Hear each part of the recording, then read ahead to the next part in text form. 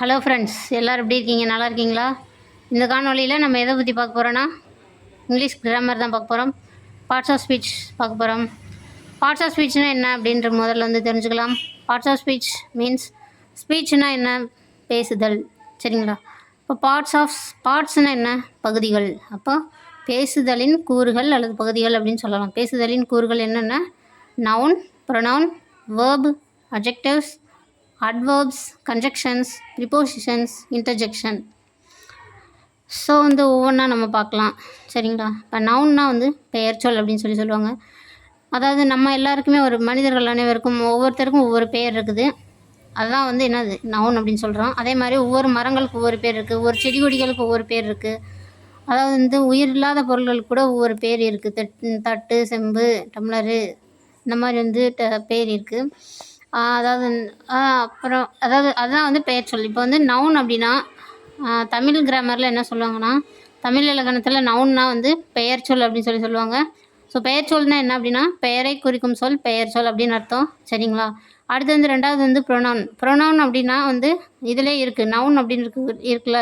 இப்போ ப்ரொனவுன் அப்படின்னா நவுனை பற்றி பேசுகிறது தான் ப்ரொனவுன்னா என்ன அப்படின்னா, இப்போ ரேணுகா அப்படின்னு ஒரு நேம் இருக்குது அப்படின்னா அதுதான் அது நவுன் அப்படின்னு சொல்லுவோம்.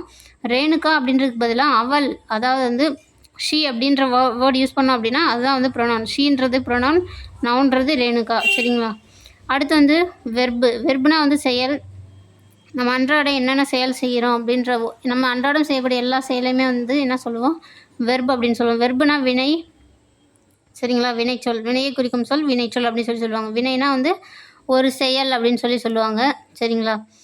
அடுத்து அட்ஜெக்டிவ்ஸ் அப்படின்னா நவுனை பற்றி சொல்கிறது தான் அட்ஜெக்டிவ்ஸ். சரிங்களா? நவுனு அப்படின்னா இப்போ ரேணுகா பற்றி ஒரு ஹிஸ்ட்ரி சொல்கிறாங்க அப்படின்னா அந்த ஹிஸ்ட்ரி தான் என்னது அட்ஜெக்டிவ்ஸ் அப்படின்னு வச்சுக்கலாம். அட்வெர்ப் அப்படின்னா வெர்பை பற்றி சொல்கிறது. சரிங்களா? இப்போ ஒரு வேலை செஞ்சோம் அப்படின்னா இப்போ நம்ம நான் சொல்லிக் கொடுக்குறேன், நீங்கள் கவனிக்கிறீங்க. இப்போ நான் நல்லா சொல்லிக் கொடுக்கல அப்படின்னு, அதாவது நல்லா சொல்லிக் கொடுக்கல, அதாவது சொல்லிக் கொடுக்குறாங்க அப்படின்றது வெர்பு. நல்லா சொல்லிக் கொடுக்கல அப்படின்றது என்னது அட்வெர்ப் அப்படின்னு சொல்லுவோம். அப்போனா என்ன அர்த்தம்? வெர்பை பற்றி சொல்கிறது அட்வெர்ப். இப்போ சின்ன குழந்தைங்கலாம் குளிக்க போச்சுங்க அப்படின்னா குளிக்க போயிட்டு எப்படி வருங்க?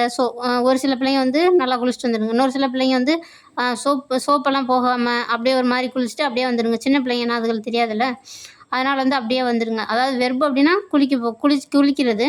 அப்புறம் அட்வெர்புனா என்ன? ஒழுங்காக குளிக்காமல் வர்றது. அதான் அந்த குளியலை பற்றி சொல்கிறது. குளியல் அப்படிங்கிறது ஒரு வினைச்சொல் தான். அந்த குளியலை பற்றி சொல்கிறது தான் என்னது அட்வெர்பு. சரிங்களா? இப்போ நவுனை பற்றி சொல்கிறது அட்ஜெக்டிவ்னு சொன்னேன். வெர்பை பற்றி சொல்கிறது அட்வெர்பு அப்படி சொன்னேன். அடுத்து கன்ஜெக்ஷன். ரெண்டு வார்த்தைகளை இணைத்து ஒரு வாக்கியமாக்குதலோ அல்லது ரெண்டு வாக்கியங்களை இணைத்து ஒரு வாக்கியமாக்குவதோ தான் இந்த கன்ஜெக்ஷனுடைய வேலை. அடுத்து ப்ரிப்போசிஷன். ப்ரிப்போசிஷன்னா நம்மளுக்கு தெரியும், ஆன் இன் அட்டையில், சரிங்களா, அட்டையின், அந்த மாதிரி சொல்லிட்டு அந்த மாதிரி குட்டி குட்டி வேர்ட்ஸ், அதுவும் ஒரு மீனிங் கொடுக்குது. ஒரு சென்டென்ஸ் ஃபார்ம் பண்ணுறதுக்கோ ஒரு வேர்டுக்கு ஒரு வார்த்தைக்கு, அதாவது இப்போ ஆஃப் அப்படின்னு ஒரு வார்த்தை எடுத்துக்குவோம். சன் ஆஃப் மகாலட்சுமி அப்படின்னா மகாலட்சுமியுடைய மகன் அப்படின்னு நம்ம படிக்கலாம். இப்போ சன் மகாலட்சுமி அப்படின்னா நம்ம ஒன்றும் படிக்க முடியாது. சரிங்களா? இப்போ சன் ஆஃப்னா உடைய. சரிங்களா? அந்த மாதிரி வார்த்தைகளுக்கு ஒரு அர்த்தம் தரும் விதமாக அமைவது தான் இது ப்ரிப்போசிஷன் அப்படின்னு சொல்கிறோம். சரிங்களா? அடுத்து இன்டர்ஜெக்ஷன் அப்படின்னா இப்போ நம்ம அழும்போது எப்படி அழுவோம்? சின்ன பிள்ளைங்கள்லாம் எப்படி அழுவாங்க? அழுவாங்க.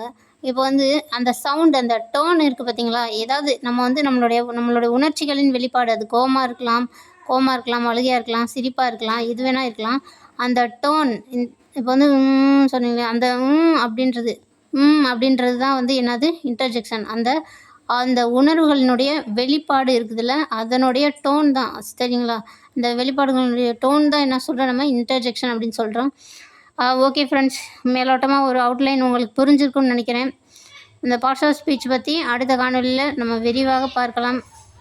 கவனித்த அனைவருக்கும் நன்றி.